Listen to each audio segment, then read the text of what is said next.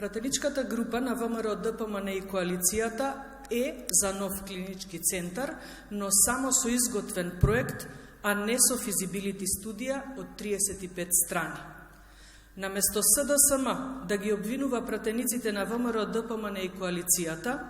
редно е да седнат и да изработат проект за нов клинички центар, па потоа ќе се дискутира за заем за реализација на ваков сериозен капитален проект.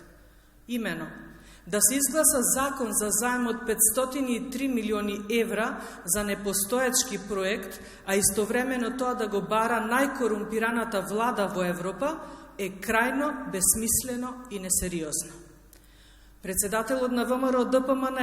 на последната средба со Зоран Заев даде конструктивно предлог решение кое ќе значи комплетно реновирање на клиничкиот центар Мајка Тереза, кое би чинело околу 100 милиони евра, како и изградба на ургентен клинички центар кој би бил наспроти приватната болница Жан Митрев и со кој би се поврзале поликлиниката Букурешт и градската општа болница 8 септември и исто така изградба на уште 3 универзитетски клинички болници во Тетово, Штип и Битола, кои би чинеле по 10 милиони евра.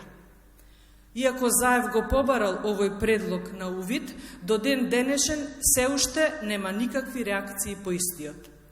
Срамно и лицемерно е СДСМ да го поврзува овој значаен проект со ковид-кризата и со тоа да ја крие нивната неспособност, бидејќи досега имаа скоро 5 години да започнат со изградба на нов клинички центар и истиот денес да беше во завршна фаза, но тие немаат ниту изготвено проектно решение.